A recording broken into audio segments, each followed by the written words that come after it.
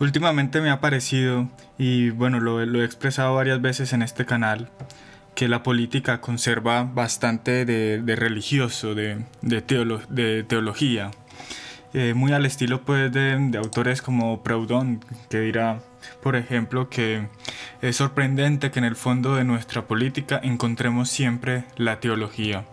Pero en el caso del arte, sí me parece que el arte ya es teología pura. Claramente, si uno lo seculariza y bueno, cambia el punto central, te hace que ese objeto pues, de veneración, pues, este objeto sagrado, divino, como quieran llamarlo, simplemente lo cambiamos de puesto, de lugar. Pero creo que es sino escuchar el discurso de muchos artistas y empezar a ver ese tufillo, ese tufillo que muy al estilo de una vía negativa de la teología, le es más fácil decir lo que no es que lo que es, ¿cierto? Ese no sé qué famoso, ese no sé qué que uno no lo puede pronunciar, no lo puede nombrar porque no tiene palabras para ello, pero que uno sabe inmediatamente que está dotado de un valor, un valor superior a las cosas mundanas. El artista se vuelve entonces como en una especie de sacerdote que informa la materia del pan, con el cuerpo de un Cristo o quizás de algún demonio, quién sabe de qué. Y bueno, yo esto es algo que quiero desarrollar mejor en otros videos. Hoy simplemente quisiera hablar de un caso particular que es el de Hugo Ball, que o Ball, yo creo que se pronuncia Ball, no sé. Que bueno, que es un muy importante personaje del mundo del arte, de las vanguardias, específicamente del dadaísmo. Este fue uno de los fundadores o el fundador más importante, diría yo. Y es un caso interesante porque es que este personaje fue también muy religioso. Y no es que se haya convertido como yo pensaba, que a la final terminó cansado de tanto dadaísmo y decidió volverse católico, sino que siempre fue católico y al final se hizo mucho más católico. Y la pregunta que yo me hacía era cómo consona el dadaísmo con su religión. Solo me voy a remitir a un texto de este autor que es la huida del tiempo, que es un compendio pues de notas que él escribía a modo de diario. Entonces es bastante interesante porque aquí uno puede ver esa evolución, o este recorrido que tiene su pensamiento y bueno, las reflexiones por las cuales pasa y demás. Quizás el único pero que le podría hacer a este texto es que quizás no aparece como un desarrollo muy acabado de sus ideas, pero no quiere decir que este autor no lo tenga. Hay otros textos que quizás en el futuro también traiga. Por ejemplo, hay uno sobre la inteligencia alemana, que es una crítica fuerte que él hace a este pensamiento alemán. Y bueno, quizás este lo traiga algún día. ¿Cómo define dadaísmo? ¿Cómo define lo dada? Hugo Ball. Él dirá literalmente aquí: lo que llamamos dada es un juego de locos a partir de la nada en que se enredan las cosas, las cuestiones elevadas.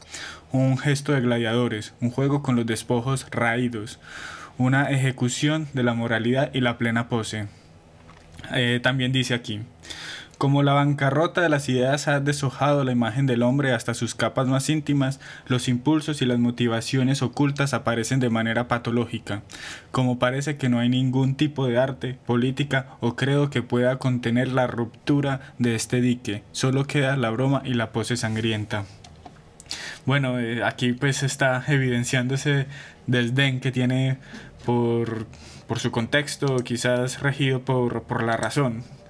Lo que me recuerda mucho Hugo Ball es estos textos, por ejemplo, de Adorno, Horkheimer, sobre lo que llaman la razón ilustrada o la crítica de la ilustración, en donde, bueno, hay también este desdén por lo que ha dejado estas filosofías o estos pensamientos ilustrados. Y si por algo se pelea Hugo Ball, es precisamente con eso. Aquí pues es algo que consona tanto con el dadaísmo como con su religiosidad, que es ese desdén por la razón. Pues su religiosidad y específicamente es tirando para el fideísmo o la mística, porque esto pues no es propio de todo el pensamiento católico. Entonces, bueno, describe lo da a través del texto con un amor a lo extraordinario y lo absurdo. Otra vez aquí el ataque a lo racional. La vida se afirma con la contradicción en el pensamiento dada. Y bueno, y también con una aceptación de lo que es la pose y la máscara. Esto que dije, la vida se afirma con la contradicción, me suena bastante a Kierkegaard, ¿no? Como ese salto al absurdo que uno hace cuando concilia este individuo en lo finito o en lo infinito y pasa a la religiosidad verdadera, que es un absurdo un poco, ¿cierto? Aquí aparece pues el fideísmo también característico de Val. Bueno, también dirá, la imagen y la palabra son uno. Pintores y escritores se corresponden. Cristo es la palabra e imagen. La palabra y la imagen están crucificadas. Esto es muy curioso porque es que esto lo está diciendo relativamente al comienzo, en las primeras líneas de este diario que estoy diciendo. O sea, pues insisto, no es que se haya vuelto católico, ya siempre metía como estas analogías o estas referencias religiosas en sus descripciones o cuando hablaba de arte. Y esta idea de que la imagen y la palabra son uno y casi que es eterna y corresponden con la imagen pues de la segunda persona de la Trinidad, se va a mantener en todo el diario. Yo creo que esta es la idea por la cual Hugo Ball da vueltas constantemente. Y bueno, continúa.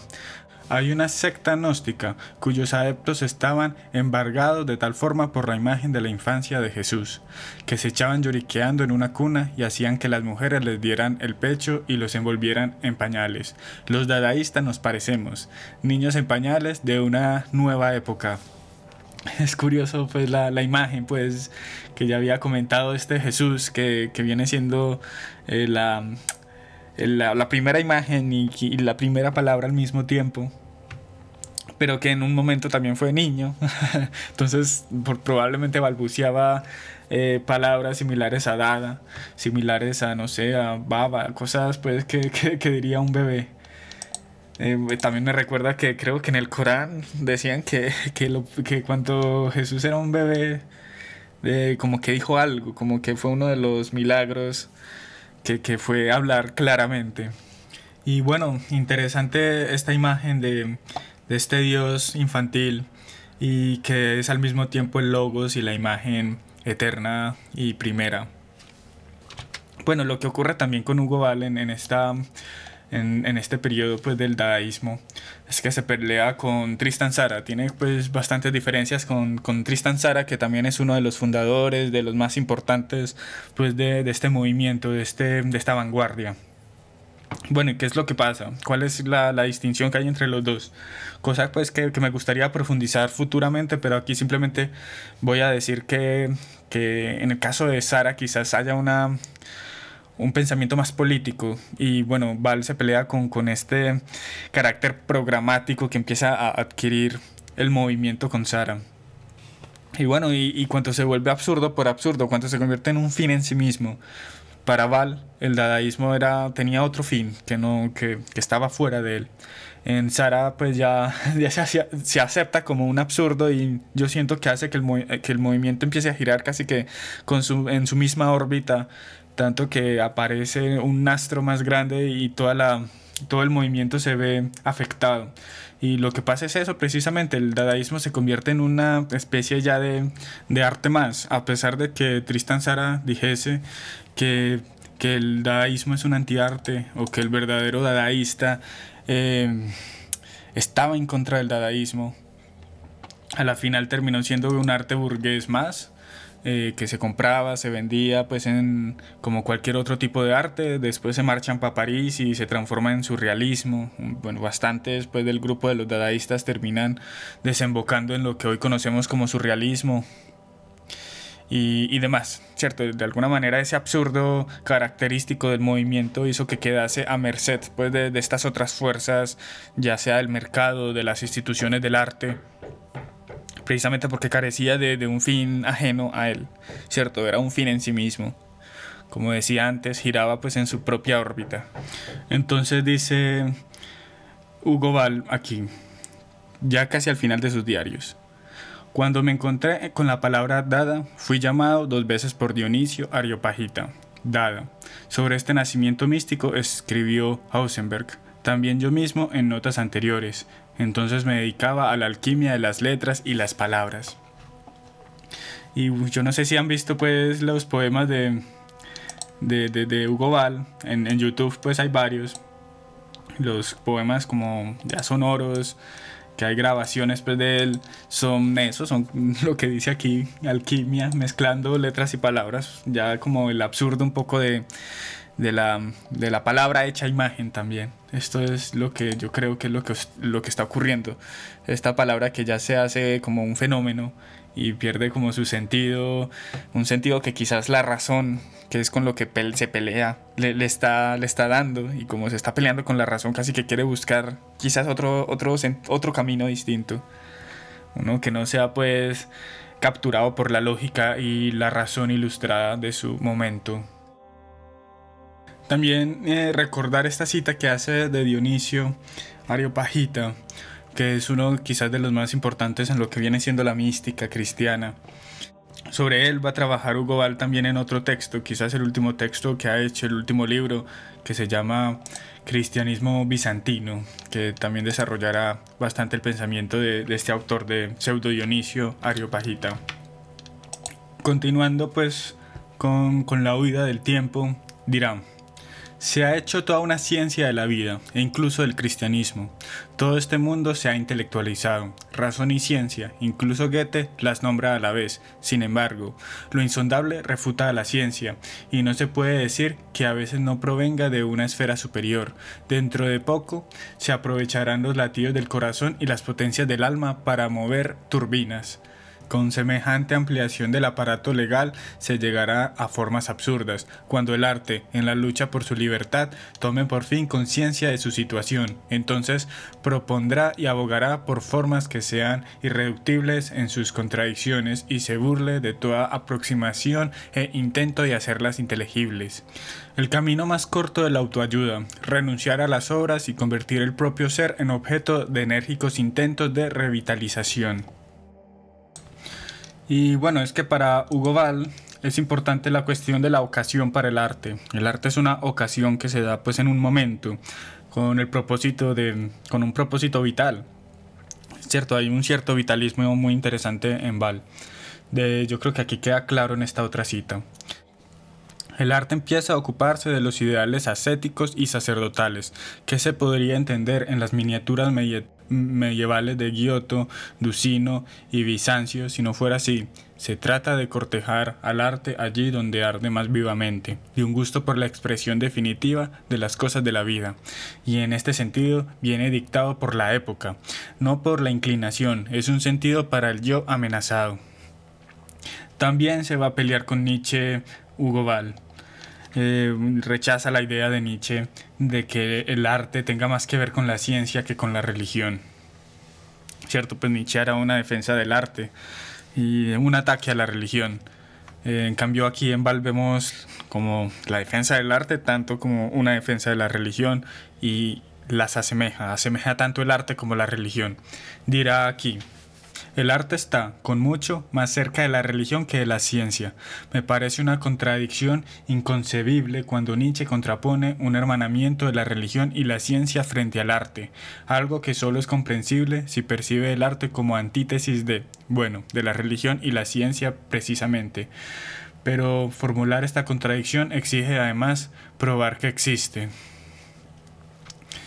Y bueno, ante Nietzsche pone a un señor llamado Franz von Baader, que no lo conozco, pero al parecer es un defensor pues de esta estética cristiana. Y bueno, aquí también se puede ver lo que antes había mencionado de esta búsqueda casi que religiosa por medio del arte de esta primera imagen. Y bueno, dirá varias veces que el arte se asemeja como a una especie de ascética, o más bien a lo que llaman la vida contemplativa. Dirá, por ejemplo, los pintores como defensores de la vida contemplativa, como heraldos del lenguaje de símbolos de un mundo sobrenatural.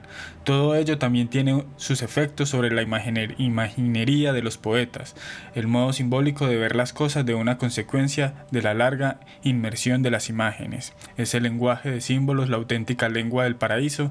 Los paraísos personales puede que sean errores, pero volverán a dar color de nuevo a la idea del paraíso, a la imagen original. ¿Cierto? Otra vez aparece en sus escritos la idea de imagen original, que ya sabemos a quién corresponde. Y lo dirá aquí más claro. Nosotros estamos intentando encontrar ahora este origen y este fundamento, el fundamento de los símbolos, donde toda imagen no hace más que ilustrar e iluminar otra, y donde parece indiferente lo que se diga, porque los enunciados se agrupan por sí mismos, porque procede de un centro común, cuando el individuo mismo solo tiene un eje. Tal vez el arte que buscamos sea la clave de cualquier arte anterior, una clave salomónica que revela los secretos. El reloj que regula una época abstracta ha explotado. Y sobre esto hay muchas más citas que no quiero dejar pasar porque me parece que es lo más interesante pues, de este texto. Dirá aquí: buscar la imagen de las imágenes, la imagen original. Se trata de pura simetría, Dios como el geómetra eterno. Los egipcios tomaron las medidas de las estrellas, la topografía terrestre es un reflejo de la celeste. Pero nuestro arte, por ejemplo, el abstracto, opera igual. ¿Acaso nuestros cuadros no son arbitrarios y no viven más que del recuerdo de otros cuadros? Y en el lenguaje, ¿de dónde tomamos las ideas y las series autoritarias que configuran el estilo? ¿Qué es lo que constituye nuestro espíritu? ¿Qué es aquello a partir de lo que creamos las creencias, la forma? ¿No vamos robándole elementos a todas las religiones mágicas? ¿No somos acaso eclécticos mágicos? El infierno es más profundo y espantoso de lo que imaginan aquellos que sienten nostalgia de su fuego. El poeta no procede del infierno, si lo busca, le pierde. Por la palabra, no por la imagen. Solo lo que se nombra está ahí y tiene ser esencial. La palabra es una abstracción de la imagen y por tanto vendría a ser lo abstracto absoluto. No obstante, hay palabras que a la vez son imágenes. A Dios se le representa como el crucificado. La palabra se hizo carne, imagen, y sin embargo siguió siendo Dios. Aquí queda pues clarísimo la relación, esa religiosidad, esa búsqueda tan religiosa que está haciendo Hugo Ball, tan religiosa y ascética, porque más adelante vamos a ver un interés fuerte que tiene Hugo Ball sobre la ascética. Y también recordar que este sujeto tan religioso es el fundador o uno de los fundadores del dadaísmo, de las vanguardias más importantes que ha existido y quizás de las más anticlásicas, de las más disonantes. Una pregunta que se hace muy interesante. Esto me recuerda, para los que vieron ese video que hice sobre la metamorfosis de la ciudad de Dios, donde Roger Bacon se pregunta sobre el derecho, el fundamento del derecho, y ubica dos derechos, uno eterno que procede pues de Dios y otro pues llamemos positivo, que es el derecho pues de las ciudades, de los príncipes, simplemente para organizar sus ciudades, pero que no tiene pues un fundamento en Dios. Aquí ocurre algo muy similar en Hugo Ball, que tiene que, ya lo hemos visto totalmente, con la palabra, con el lenguaje. Y se hace la pregunta de, pero es que hay personas, hay poetas que son superiores a los que provienen de la iglesia, por ejemplo, ¿cierto? El dandy e iglesia. La argumentación es la siguiente: un eclesiástico que no escriba mejor que nosotros puede ser objeto de nuestra admiración y de nuestro reconocimiento como autoridad. Escribir mejor.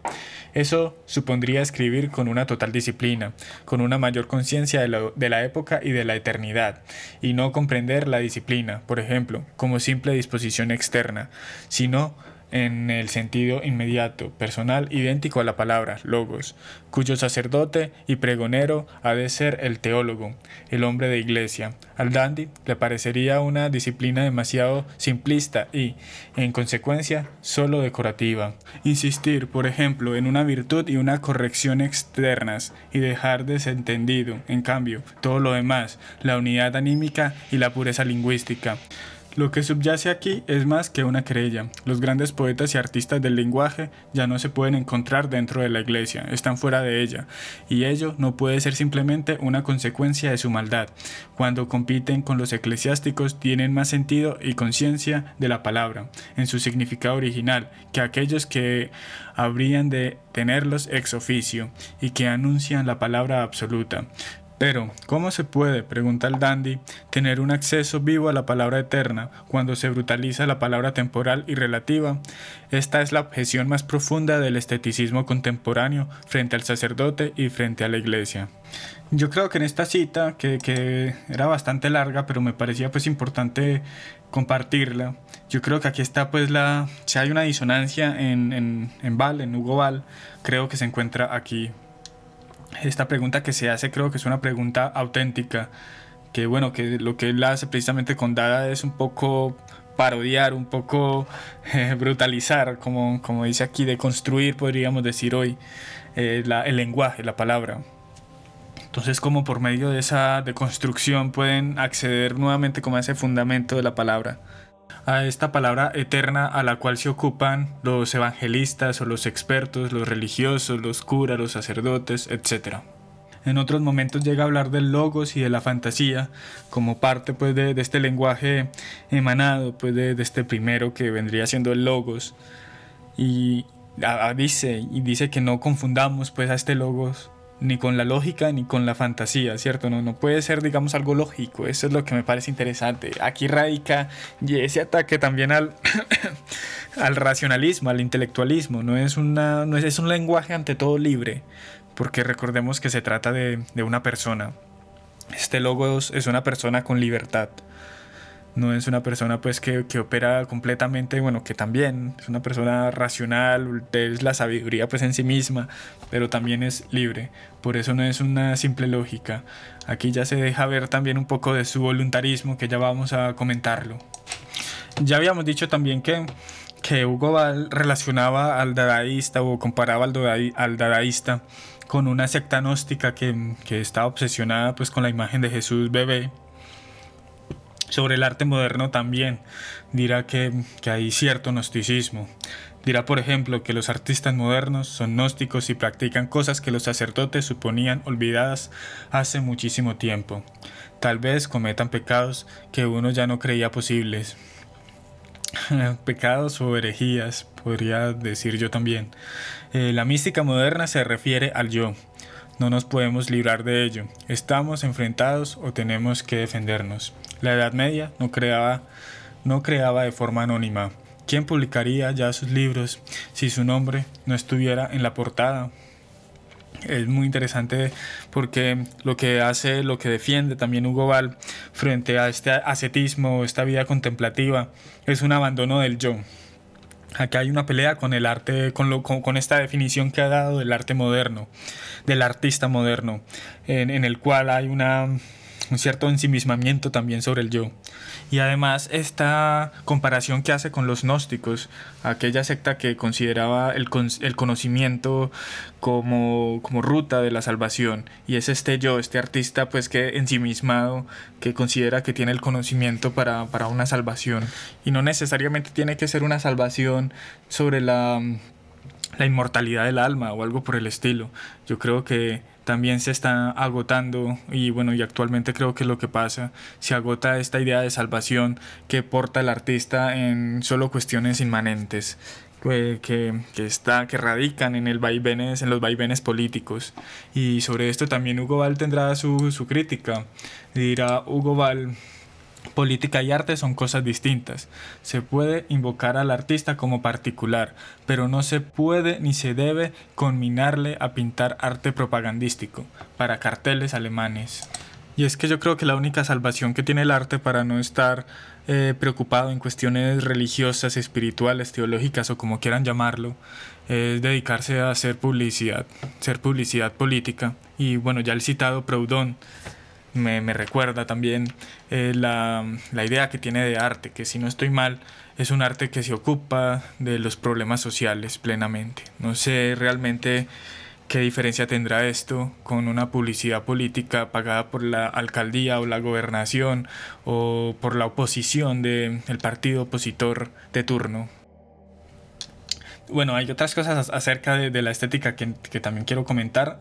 Sobre la fealdad, también hay una especie de conflicto que tendrá Hugo Ball con otros pensadores quizás de corte más religioso, más cristiano, más tradicional, más conservador.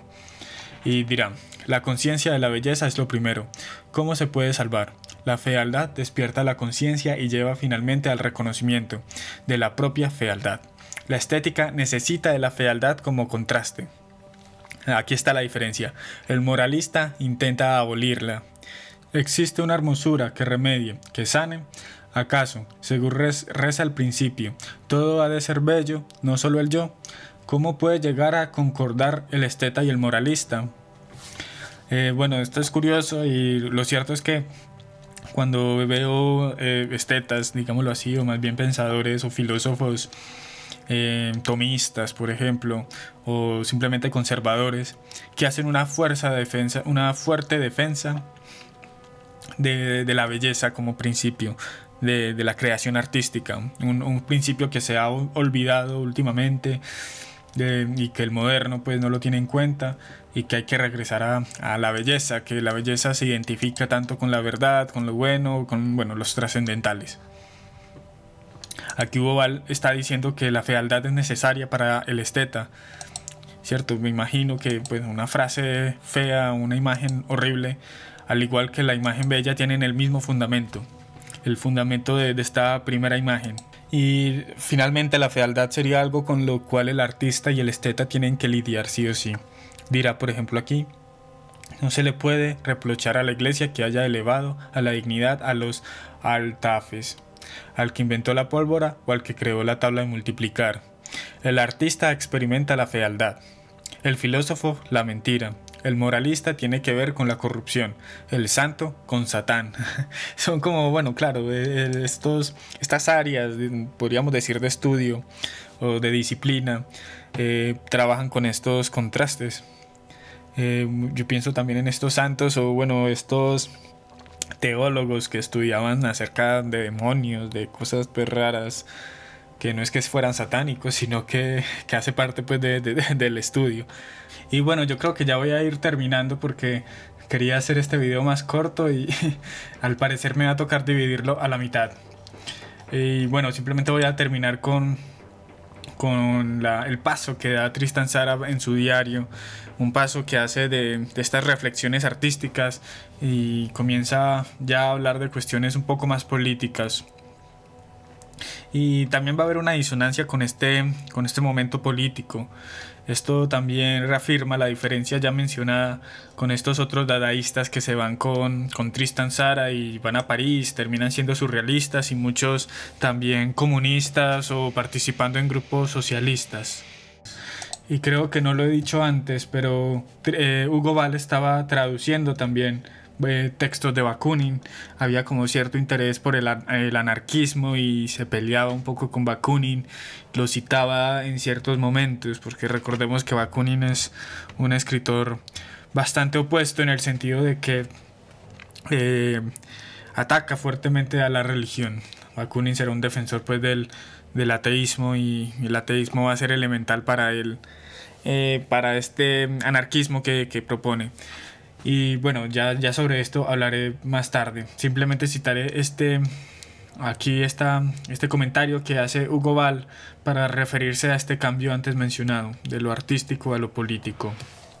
Mis estudios políticos y mis estudios artísticos parecen contradecirse entre sí, y sin embargo, no hago más que esforzarme por encontrar el puente que los una. Sufro una escisión esencial, aunque creo sinceramente que un único rayo podrá fundir, pero la sociedad, tal como la veo y tal como debo creer en ella, no la puedo aceptar y tampoco dispongo de otra.